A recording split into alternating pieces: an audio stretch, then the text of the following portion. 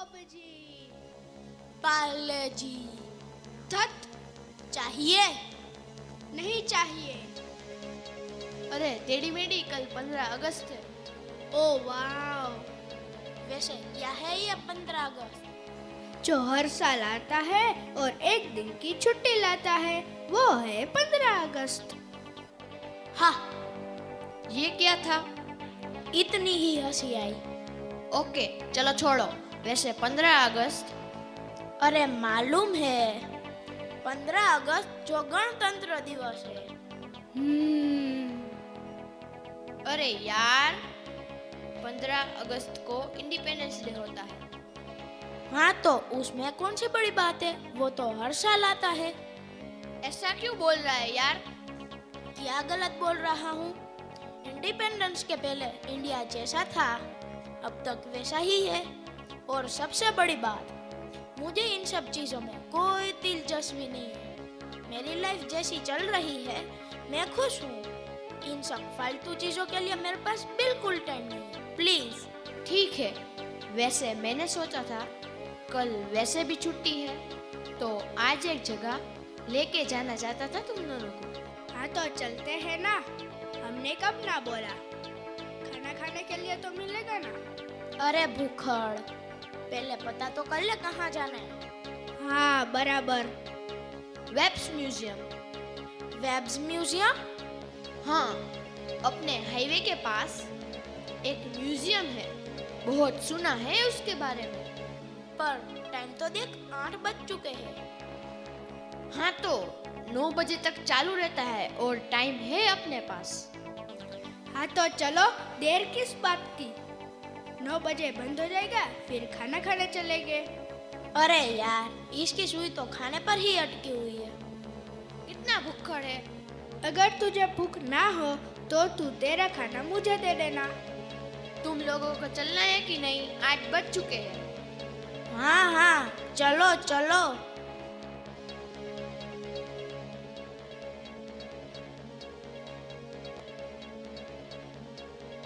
अरे वाह यार, मस्त बनाया है। आह आह, क्या हुआ? पुतला बोल रहा है। आई एम नॉट पुतला, मैं यहाँ की मैनेजर हूँ। सॉरी बहन जी। बहन जी? अरे sorry sorry madam. Ticket please. अच्छा ठीक है, एंजॉय। Thank you. वाह यार, मस्त बनाया है। हाँ यार, सुपर बनाया है। कौन है ये लोग? अरे स्टैच्यू है। हाँ तो मैंने कब बोला इंसान है? पर ये स्टैच्यू है किसके? ये हमारे फ्रीडम फाइटर है। ये Motu Patlu. Please give him some respect. तुम लोगों को देखना है तो प्लीज कंटिन्यू। मैं जा रहा हूँ म्यूजिक सुनने। जब तुम जाओ मुझे बुला लेना। अरे अरे रुक तो सही। अरे यार चल जल्दी, हम लोग जा रहे हैं।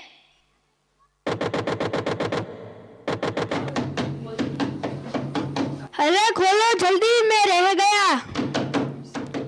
अरे खोलो जल्दी, मैं रह गया।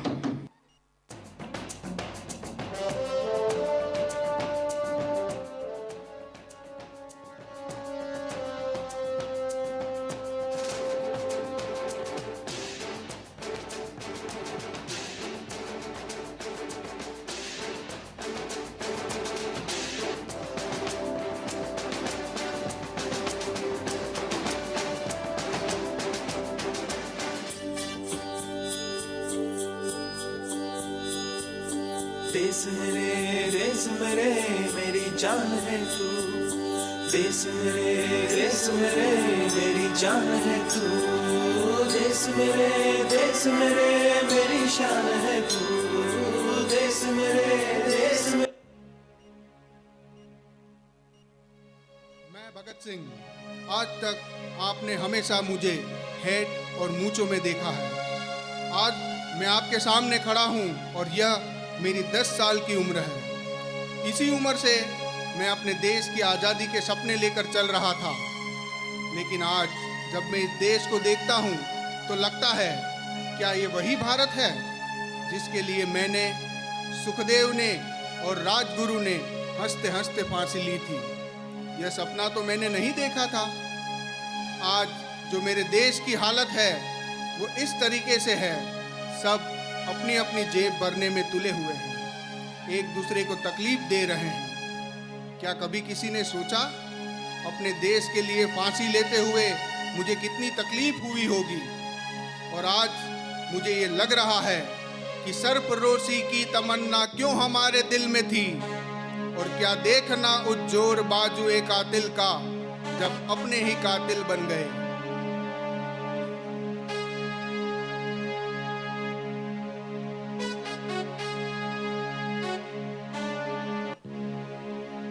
हर हर महादेव, कणी खम्मा। मुझे देखकर आपको पता चल ही गया होगा कि मैं कौन हूँ। महाराणा प्रताप, मेवाड़ से। इस देश के लिए मैंने क्या क्या नहीं किया, और भारत को भारत रखने के लिए मैंने कई युद्ध लड़े। हम राजपूत हैं, अपने स्वाभिमान के लिए जीते हैं और मरते हैं। मैं कई वर्षों तक जंगलों में फिरता रहा। मेरू पर्वत से भी ऊंचा मेरा भारत, यह मेरा मानना था। लेकिन आज यह भारत वो भारत नहीं जिसकी मैंने कल्पना की। मेरा सारा योगदान व्यर्थ हो गया।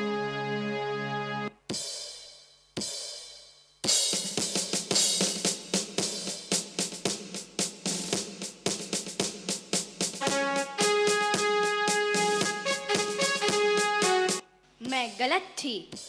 मैंने कहा था मैं मेरी झांसी नहीं दूंगी। आज जब मैं मेरे भारत को देखती हूँ तो लगता है काश मैं ये बोलती, मैं मेरा भारत नहीं दूंगी, कि मैं मेरा भारत नहीं दूंगी। अपने स्वराज के लिए अपने बच्चे को भी खुद से बांधकर मैंने युद्ध लड़ा, फिरंगियों को सबक सिखाया। लेकिन आज मेरे ही देशवासी फिरंगियों की चाल चलने लगे हैं। धिक्कार है मुझे ऐसे भारतीयों पे जो राजद्रोह कर रहे हैं। वो क्या जाने स्वराज क्या होता है।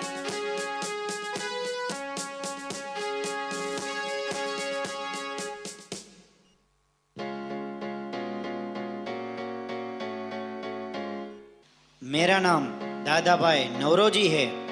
मेरा जन्म 4 सितंबर 1825 में हुआ था। मेरे अध्यापक, प्रोफेसर और शिक्षकगण मुझे भारत का होनहार लड़का कहा करते थे।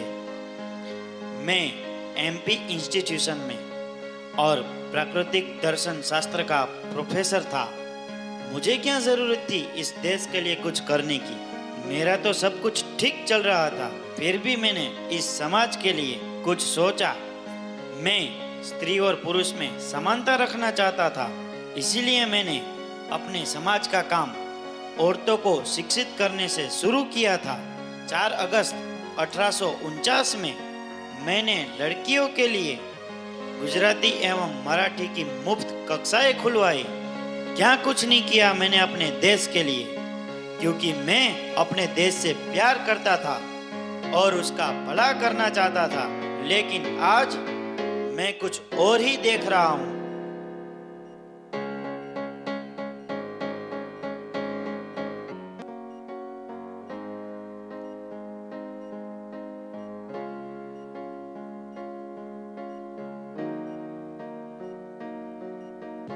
ऊंची उड़ती हूँ मैं अपने टूटे हुए पंख लिए, मैं चलती हूँ ऊपर तारों तक। मेरा नाम सरोजिनी नायडू है। मैं डिस्ट्रिक्ट लेवल तक पहुंचने के लिए केवल आगे बढ़ती रही हूँ। सन 1925 में गांधी जी के साथ मैं मंच पर थी। तब मैंने मेरे देश के सामाजिक, आर्थिक, औद्योगिक और भौतिक विकास के बारे में बात की थी और भारत की जनता को अपने देश की स्वाधीनता के लिए हिम्मत और एकता के साथ आगे बढ़ने का आह्वान किया था।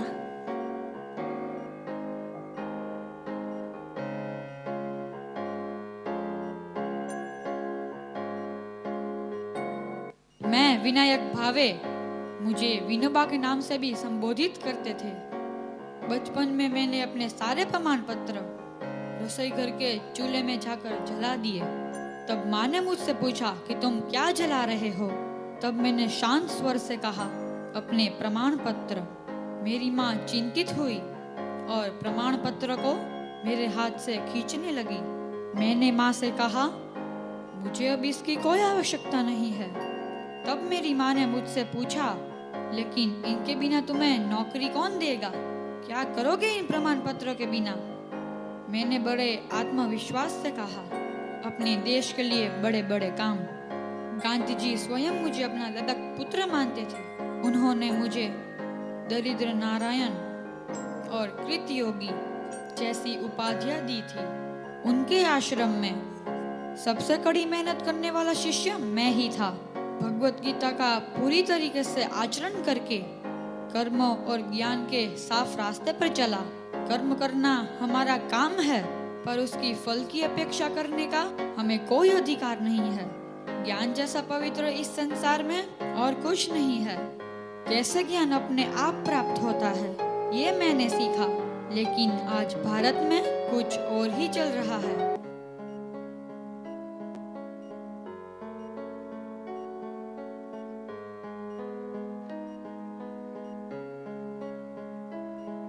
इतिहास के पन्नों में मेरा नाम तो कहीं खोसा गया है। किसी दिन मुझे भारतीय संस्कृति के श्रेष्ठ पूजनीय का ओहदा दिया गया था। पूरी दुनिया मुझे हस्तशिल्प के विषय में जानती थी। सन 1932 में मेरी मुलाकात गांधी जी और रविंद्रनाथ टैगोर जी से शांति निकेतन में हुई और उन दोनों के व्यक्तित्व को देखकर मैं प्रभावित हुई। गांधी जी ने मुझे शिल्पकला के विषय में प्रोत्साहन दिया। मेरे जीवन में तो सब कुछ खुशहाली सा चल रहा था, परंतु मैं मेरे देश के लिए कुछ करना चाहती थी। इसीलिए मैं गांधी जी के हर अधिवेशन में झाड़ू और बाल्टी लेकर एक स्वयं सेवक बनकर चल रही थी। मैं शिविर के बाहर रक्षा की ड्यूटी भी करती थी और आज जब मैं अपने भारत की स्वच्छता को देखती हूँ तब मुझे बहुत शर्म महसूस होती है।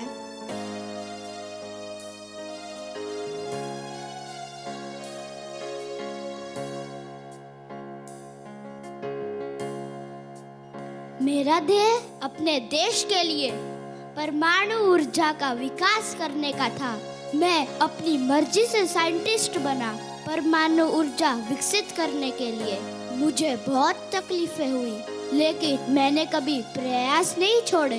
मुझे लगा था मेरे जाने के बाद मेरे जैसे कई सारे साइंटिस्ट मेरे जैसा नाम कमाएंगे और मेरा भारत देश ऊंचाई पे पहुंचेगा। लेकिन अफसोस, मेरे इस सपने को कोई नहीं समझ पाया।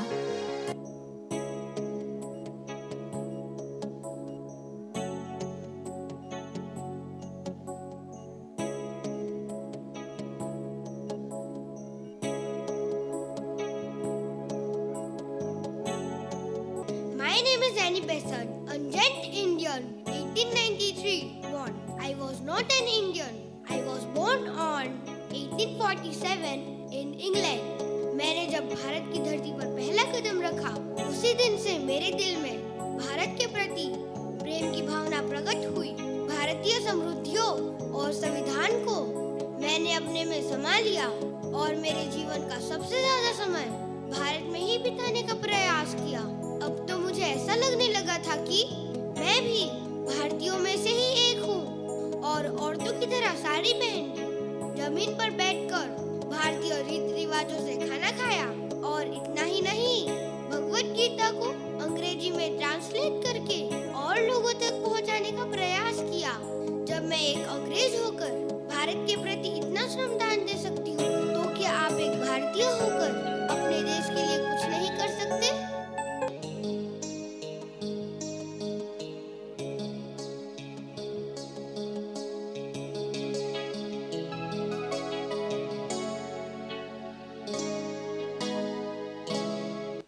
मैं Mangal Pandey, east India company का सिपाही।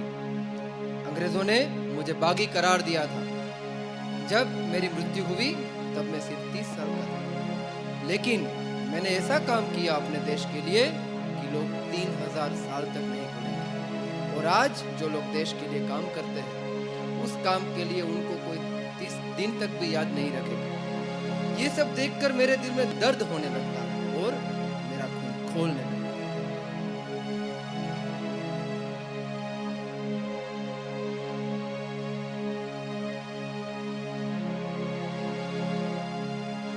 मैं 37 साल की थी जब मेरा देहांत हुआ। मेरा नाम कमला नेहरू है। भारत की स्वतंत्रता के लिए छोटा सा योगदान मैंने भी दिया है। 1919 में जलियांवाला बाग हत्याकांड हुआ। लोग अपने देश के लिए जान दे रहे थे क्योंकि उन्हें किसी फिरंगियों के हाथ नहीं मरना था। मैंने अपने भारत और भारतीय संस्कृति को कभी नहीं भुलाया और आज हमारा भारत अपनी संस्कृति को भुला रहा है।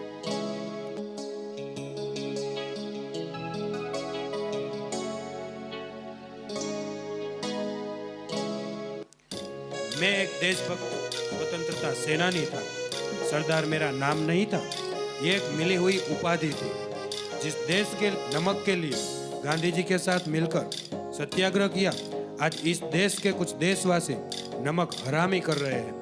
ये सरदार वल्लभ भाई पटेल आज के भारत में जिंदा होता ना, तो देशद्रोहियों को देश निकाल कर देता।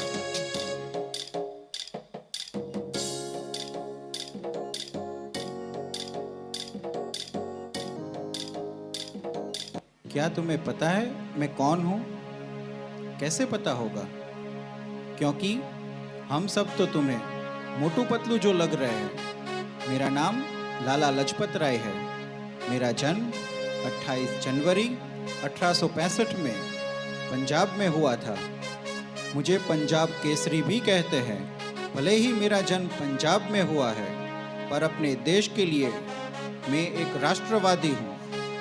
शिक्षा शास्त्री, लेखक और भारतीय प्राचीन संस्कृति का पुनरुत्थान करने वाला योद्धा था। भारत के प्रति संवेदनशीलता और स्वतंत्र विचार करने की आदत मुझे राजा छत्रपति शिवाजी के जीवन कथाओं से मिली।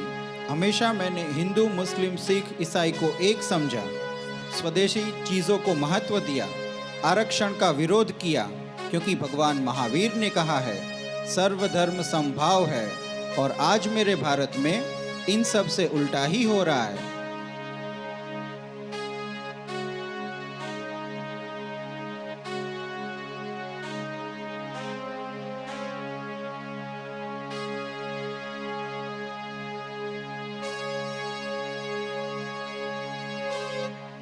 मैंने हमेशा 5 नियमों का पालन किया। कभी झूठ न बोलना, चोरी न करना, व्यभिचार न करना, अधिक ममत्व न रखना, प्रार्थना करना न भूलना। मैं कस्तूरबा गांधी, मोहनदास करमचंद गांधी यानी गांधी जी की पत्नी।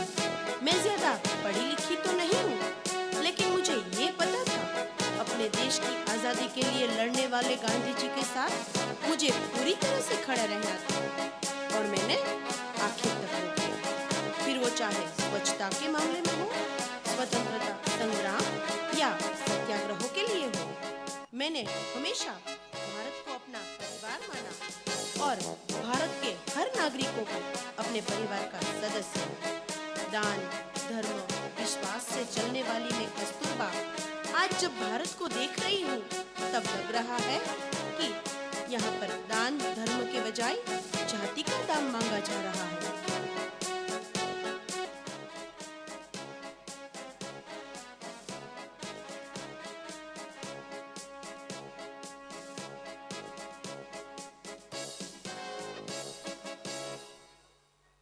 मैं मैडम भिखाई जी कामा।